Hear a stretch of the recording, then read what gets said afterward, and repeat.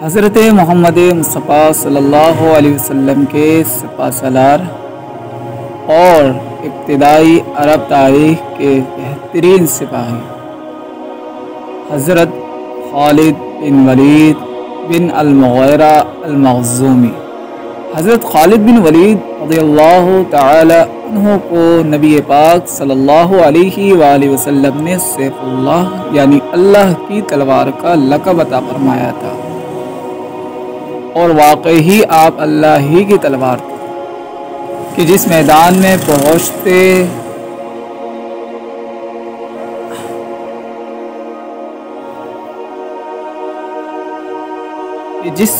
میں آپ جاتے وہاں سے فتح حاصل کر کے واپس آتے۔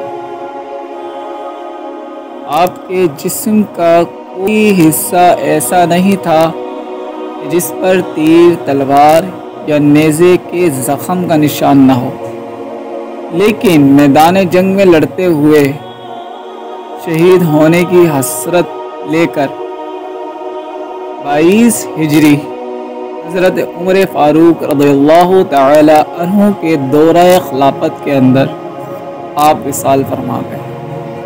حضرت خالد بن ولید قریش کے بہت ہی نامور اشراف میں سے ہیں۔ آپ کی والدہ حضرت بی بی لبابہ صغرا، جو کہ نبی پاک صلی اللہ علیہ وسلم کی زوجہ ام المؤمنین حضرت بی بی میمونہ کی بہن تھی۔ یہ بہادری اور فن سپہ گیری و تدبیر جنگ کے اعتبار سے تمام صحابہ کرام رضی اللہ تعالی عنہم میں ایک خصوصی امتیاز رکھتے تھے۔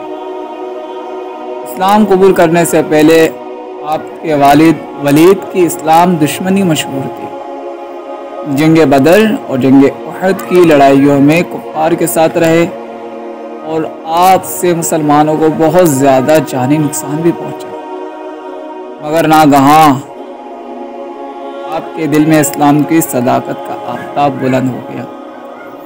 حضرت خالد بن ولید رضی اللہ تعالی عنہ نے 628 سن میں صلح حدیبیہ کے موقع پر حضور نبی کریم صلی اللہ علیہ وسلم کی خدمت میں حاضری دے کر اسلام قبول کیا، اور پہلے واقعات پر حضور نبی کریم صلی اللہ علیہ وسلم سے معافی مانگی، آئندہ دین اسلام کی خاطر جنگیں لڑنے کا اعلان کیا۔ اسلام قبول کرنے کے 3 ماہ بعد آپ مدینہ منورہ میں دربار رسالت میں حاضر ہوئے۔ اسلام قبول کرنے سے پہلے آپ مسلمانوں کے خلاف کئی معرکوں میں حصہ لے چکے تھے۔ جنگ احد میں جنگ کا نقشہ بدلنے میں آپ کا بہت بڑا کردار تھا، اور جب اسلام کے ہوئے تو اسلام کے ہو کر رہ گئے، اور نبی کریم صلی اللہ علیہ وسلم کی موجودگی میں بہت جنگیں لڑی۔ نبی پاک صلی اللہ علیہ وسلم کے زمانے کے بعد بہت جنگیں لڑی، ابو بکر صدیق کے زمانے کے بعد بہت جنگیں لڑی۔ 630 عیسوی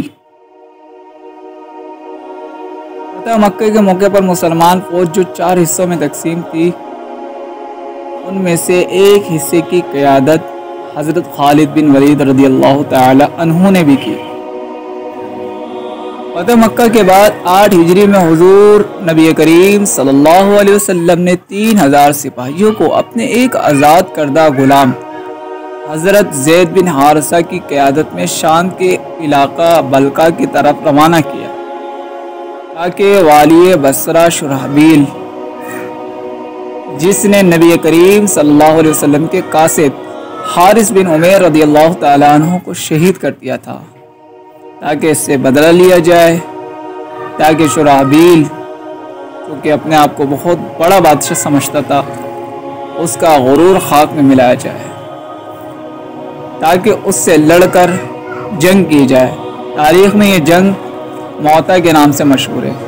اسلامی فوج کی شرحبیل کی فوج سے لڑائی شروع ہوئی، جو تعداد میں 1 لاکھ سے زائد تھے۔ اس جنگ میں حضرت زید بن حارثہ رضی اللہ تعالی عنہ شہید ہوئے، پھر کمان حضرت جعفر طیار کو ملی، وہ بھی شہید ہو گئے، پھر حضرت عبداللہ بن رواحہ نے کمان سنبھالی، وہ بھی شہید ہو گئے، آخر کمان حضرت خالد بن ولید کے ہاتھ آئی تو وہ اس بے جگری سے لڑے کہ لڑنے کے دوران آپ کی کئی زیادہ تلواریں ٹوٹتی چلی گئیں۔ یوں لڑتے لڑتے حضرت خالد بن ولید رضی اللہ تعالیٰ عنہ نے اپنی فوج کو واپس بچا کر مدینہ منورہ کی طرف لے آئے۔ تلواریں ٹوٹنے کے بعد جب نبی کریم صلی اللہ علیہ وسلم کو معلوم ہوئی تو آپ کا خطاب حضرت خالد بن ولید کا خطاب سیف اللہ کا رکھا۔ اسی حوالے سے علامہ اقبال نے کیا خوب فرمایا، سوچا بھی ہے اے مرد مسلمان کبھی تو نے، کیا چیز ہے فولاد کی شمشیر جگردار، قبضے میں یہ تلوار بھی آ جائے تو مومن، یا خالد جام باز یا حیدر قرار۔ دمشق کے علاقہ عراق، ایران اور پھر رومیوں کے خلاف آپ نے جو جنگی حکمت عملی تیار کی وہ تاریخ میں سنہری الفاظ سے لکھی گئی ہے۔ حضرت خالد بن ولید نے نبوت کے جھوٹے دعوے دار مسیلمہ کذاب کے ساتھ ایک خون ریز جنگ کے بعد فتح حاصل کی تھی۔ مسیلمہ کذاب نے اپنے 40,000 پیروکار میدان میں اتارے جو حضرت خالد بن ولید کا مقابلہ نہ کر سکے اور اکثریت جہنم رسید ہوئی۔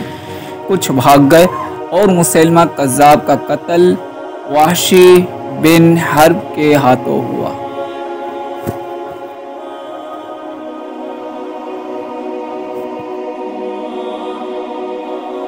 مرغ بستر پر حضرت خالد بن ولید نے امت محمدی صلی اللہ علیہ وسلم کو ایک اہم پیغام دیا۔ آپ فرماتے ہیں موت لکھی نہ ہو تو موت کو خود زندگی کی حفاظت کرتی ہے، جب موت مقدر ہو تو زندگی دوڑتی ہوئی موت سے لپٹ جاتی ہے۔ زیادہ سے زیادہ کوئی جی نہیں سکتا اور موت سے پہلے کوئی مر نہیں سکتا۔